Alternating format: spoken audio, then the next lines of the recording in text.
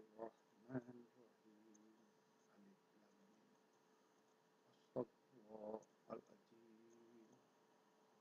Astaghfirullahaladzim. Astaghfirullahaladzim. Alladzi la ilaha illa wal hayyul qayyum wa atubu ilaihi. Illa jamil harfi mataliyakul beriman wal islam. Alhamdulillahi rabbil alamin. Ar-Rahmanir-Rahim. Maliki yaumiddin. Iyyaka na'budu wa iyyaka nasta'in. Ihdinas siratal mustaqim. Siratal ladzina an'amta 'alaihim ghairil maghdubi 'alaihim waladdallin. Amin. La ilaha illallah jalilul ya'jidul jalil. La ilaha illallah khalisan muhlisan wa rahman rahim. Allahumma salli wa sallim ala sayyidina Muhammad wa ala alihi wa sahbihi wa barik wa sallim. La ilaha illallah halika kulla shay'in qablu wa bi kulli shay'in wakil.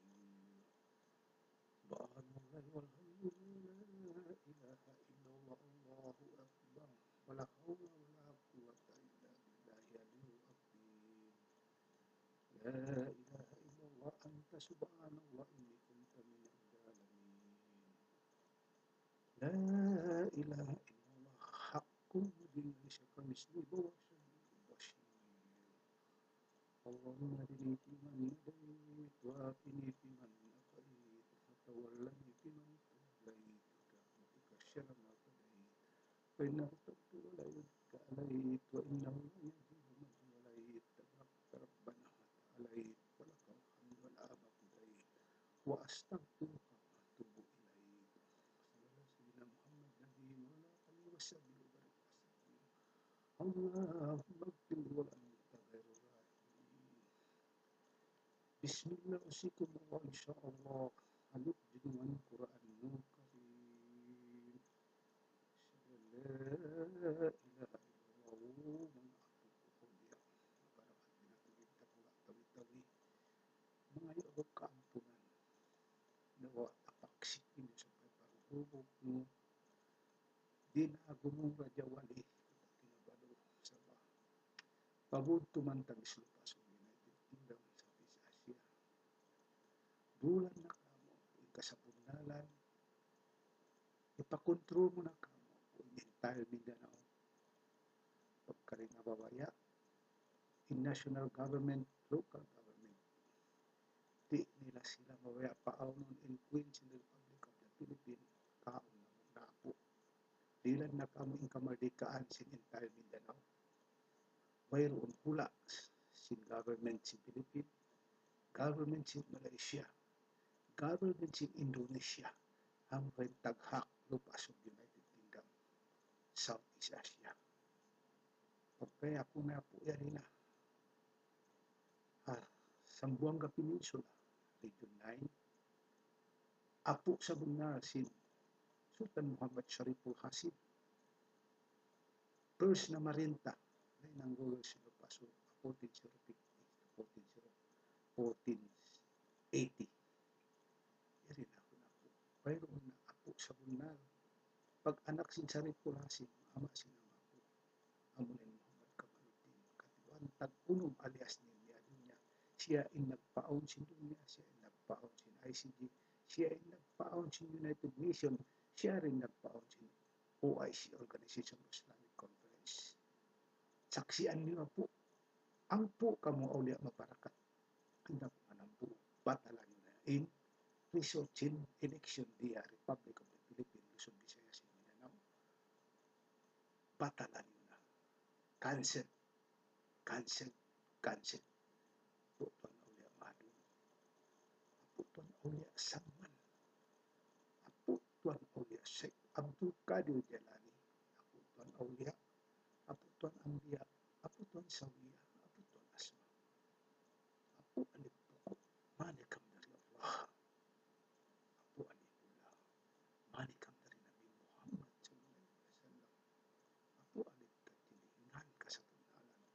ikaw na yung kampo, sultan, batin, singkatan, manusia sa kalian alam, pitong lapis lang, pitong lapis bumi. Piyag paradyayan, singkatan, tag-ipon nagpaparadya, subhanallahu ta'ala, niya makadakakahinang sindaakan sin Allah, tujuh para Rasul, Nabi Muhammad sallallahu alaihi wasallam, in aku niya sa bundal, Raja Muhammad ka mamamaya sa Raja. Ikaw na sultan batin, singkatan, sa galagala, umat mo, apo, ala nabiya, in ikaw ako, in ako ikaw, kun payakun, kun payakun, kun payakun, barakat la ilaha illallah, barakat si Muhammadun Rasulullah, la hawla, wala quwata, illa billahi al-wahdi, qul Allahu ahad, Allahu samad, lam yalid wa lam yulad wa lam yakul lahu kufuwan ahad, qul Allahu ahad, Allahu samad, lam yalid wa lam yulad wa lam yakul lahu kufuwan ahad, qul Allahu ahad, Allahu samad, lam yalid wa lam yulad wa lam yakul lahu kufuwan ahad, qul Allahu ahad, Allahu samad, lam yalid wa lam yulad wa lam yakul lahu kufuwan ahad, qul Allahu ahad, Allahu samad, lam yalid wa lam yulad wa lam yakul lahu kufuwan ahad. Asyhadu an la ilaha illallah, la ilaha illallah, ana Muhammadur Rasulullah. Kabul barakat la ilaha illallah, kabul barakat si Muhammadur Rasulullah. Alhamdulillahi rabbil alamin. Assalamualaikum warahmatullahi wabarakatuh. Nandito kami ngayon sa Zamboanga at kami ay nagpapasalamat na kahit papano nagampanan namin ni Radyo Mamay ang aming misyon. Masarap isipin na nagtagumpay tayo. Masarap isipin na nakuha natin ang hangad natin para sa Mindanao, para sa SULU, Tawi-Tawi, Basilan, Zamboanga. Lahat dapat maging masaya tayo. Dahil kahit papano, nagtagumpay tayo. Sinuong namin ni Mamay ang lahat ng kapahamakan para lang naman maibigay namin sa inyo ang ipinangako namin na tunay na liberation, na tunay na kapayapaan, na tunay na katarungan. Kaya sa araw na ito, itinakda namin, this is the National Liberation Day, na alam namin na walang makakaharang sa amin ni Mamay dahil nagpakababa kami, naglakad sa kabundukan, tiningnan na parang pulubi, tiningnan na parang mga busabos, ngunit ang hindi nila alam, kami pala ay totoo. Dahil kami ay kinilala ng buong mundo. We are recognized by the people outside this country, and yet our own people, especially the government officials, continuously denied us. Ngayon, masabi namin sa inyo, hawak namin ang alas. Hawak namin dahil yun ang ipinangako namin sa maliliit na mga tao na inyong inalipusta, inyong inabuso at ginamit ninyo tuwing eleksyon. Ngayong araw na ito, kaming mag-asawa, dinideklara namin na simula noong 2010 hanggang ngayon 2013 sa araw mismo na ito ay null and void dahil majority hindi nagboto at ang lahat ay namanipula dahil sa PICOS machines na ito. 2010, nasa hulo kami ni Mamay at nakita namin ang bayaran at nakita namin ang limpak-limpak na salapi na dinala para bayaran ang bawat isa na bumuboto at hinaharangan pag iyon ay botante ng kalaban. Ngayon, simula noong 999 hanggang ngayon sa araw na ito, May 13, 2013, kami ni Mamay ay talagang nagpakita sa inyo ng isang pamamalakad na nagmumula sa taos-puso naming dalawa, ang tinatawag naming humility despite kung ano kami. We know right from the start of who we are. That's why we are not afraid to face anyone in this world. We know that we are programmed by our forefathers to be together. Me as the Christian and him as the Islam. There is no difference between the Christian and the Islam and the Lumans before the eyes of God. Now I have spread it to the entire Mindanao, SULU, Tawi-Tawi, Basilan, that we have indeed become successful in our mission by the fact that the International Court of Justice came to me in May 3rd, 2013, bringing all my documents to the highest court of this world, the International Court of Justice, of course.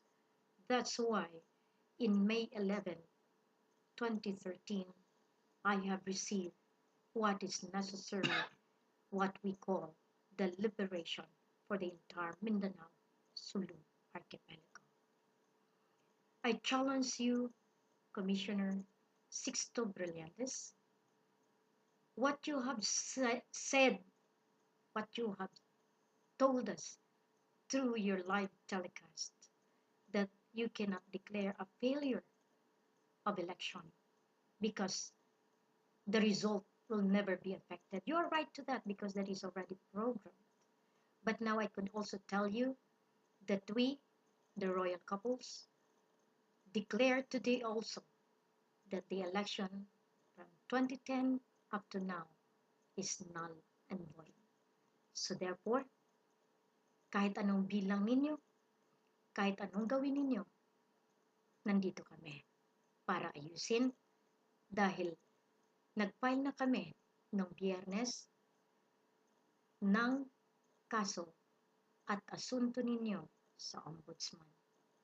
We tried our best to process this in a diplomatic way, in the most human way. But you are so hard-headed. And Pinoy, you know that pretty well that I had been coming to you. But now I just came from Basilan. I left behind the king here in the safer ground because I want even to the most dangerous people that you branded the Abu Sayyaf. Riding in a motorbike, riding in a different way that you could imagine, just to reach these people. But that representation is sufficient enough to tell you that no one has ever did this to be able to reach the poor among the poorest. But now we tried also to tell you, hindi nakukuha lahat sa pera. Ang isang leader handang magpakamatay alang-alang sa sinasakupan para sa kapayapaan, katarungan ng inyong kaharian. Ito ang ginawa namin ni Mamay. Ako'y nagpapasalamat din na kahit kami ay inalipusta, kami ay tinunggari ang mga busabos, we are just being sent. Ika nga, at least pasalamat kami na natagpuan namin ang isa't isa. Dahil kung siya lang, hindi niya rin makukuha. Kung ako, hindi ko rin makukuha. Dahil kailangan lumaban kami ng patas na dalawa mula dito hanggang Borneo. Kung sino pa sa inyong hindi naniniwala, kung sino pang ayaw sumunod, ilang araw na lang haharapin ninyo ang International Court of Justice. Because ako hindi nagkulang sa inyo ng paalala. Binigyan ko kayo lahat ng kailangan ninyo para sumunod kayo at ituwid ninyo ang inyong pamamaraan. So sa akin ngayon, lahat ito, no, the responsibilidad na binigay sa akin. Ang lahat ito ginagampanan ko. Kung titingnan ninyo, napakahirap. Simulat sa poll, alam ninyo na napakahirap isipin kung paano ito nangyayari.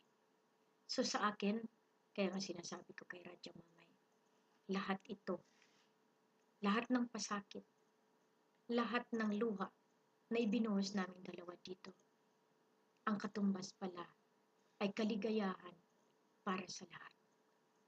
You cannot count the tears, you cannot equate the sufferings that we have gone through together. The rest of us cannot imagine how we both worked, traveled so hard to be able to reach this goal. But today, as you continuously deny us, you will be answerable to me and to our forefathers and to the International Court of Justice, because our laws here are all polluted with greedy and corrupt leaders. I tried to use the law to fight against you in the premise of what is right and what is necessary. But you drive me, you have driven me to go outside the highest court because you tried again and again block me in favor of the sultan of your choice.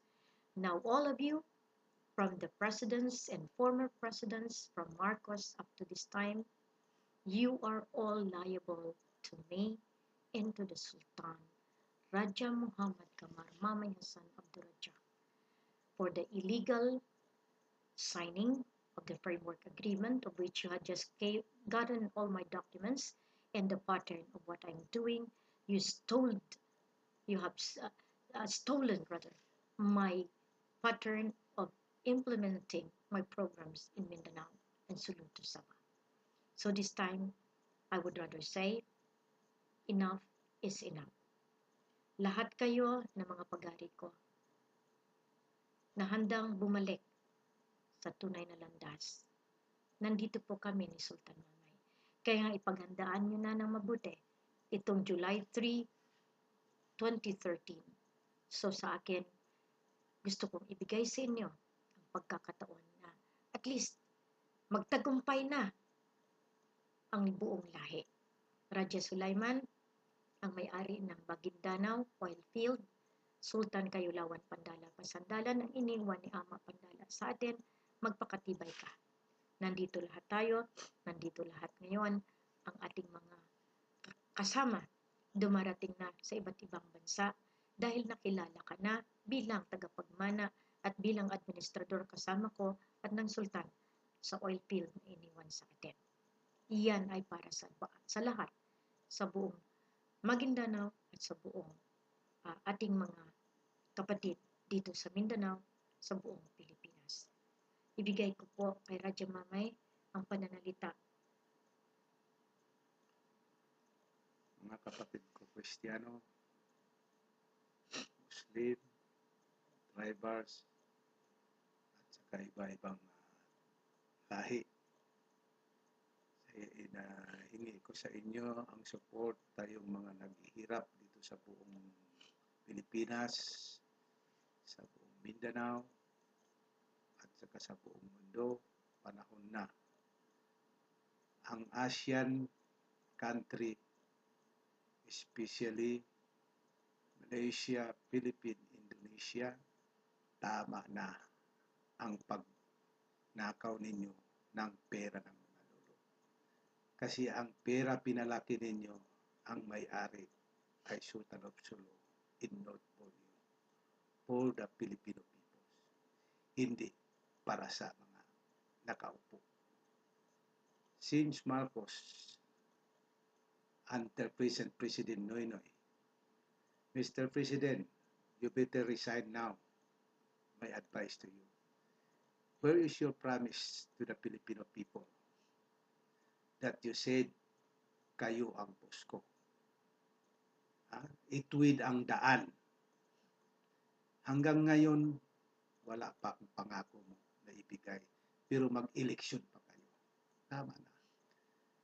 Hindi na pwede mag-eleksyon kayo kasi pinakamadumi ang eleksyon ng Malaysia, Philippines, Indonesia, all very dirty. You see? As I have said, we adopt the true democracy which is introduced by late President of the Republic of the United States of America, the first black president, which is Abraham Lincoln, when they gave the true democracy by the government of the people, by the people, for the people, and to the people. What is the democracy in the Republic of the Philippines, which is introduced by late Marcos, by the government to the politician for their own pocket? Now, Mr. President, dissolve the national government and dissolve the local, both national and local, dissolve. And please be advised, honor the Federal Republic of the Philippines by virtue of the Queen Maria Makiling Helen Fatima Nazaria Panulino Abdurajak as the Queen of the Republic of the Philippines. That Federal Republic was introduced on April 23, 2008, both conclusion by senators and Congress based on Article 10. Now, Commission on Election, you must have to respect our complainants. If the Ombudsman will not take action, I have to bring these matters to the International Court of Justice and to the United Nations that I have to file you for the inventory, for the direction of the Mutual Mapilindo Loan Malaysia, Philippines, Indonesia on September 16, 1963, and by this coming September 17, 2013, that is my time. Now you will be inventory by the IMF and World Bank that all the national government from president to barangay and also local government from governor to mayor to barangay, you will all be subject for inventory and audit. But I advise you, prepare now, commit suicide because you will be hanging like Saddam Hussein. Yun na ang masabi ko sa inyo. Huwag ninyo ang mali ay totoo. Ang totoo ay mali. Kasi ang dinadala namin ay katotohanan. We are not like you liars, evil-minded politician like the 5 governors. They are the kidnappers because they follow the brain of Professor Mishwari, chairman of the MNLF, and Murad, chairman of the MILF. Dissolve your organization. You will like Arafat. You know what happened to Arafat in Palestine? They graduated 7 feet below the ground. So, Chairman Mishwari, MNLF, Chairman Murad, MILF, Arafat is waiting for you. Yun na ang pwede ko masabi. Magpakatotoo na kayo. Lolo Ramos, saan ang pangako mo?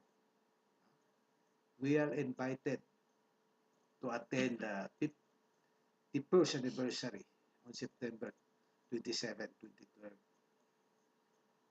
One point really, your money in Mindanao or your property in Mindanao is remain belong to you. But if you will not obey the justice, you will not reform the federal government, this property will be back to the Filipino people, especially the poor. I promise you.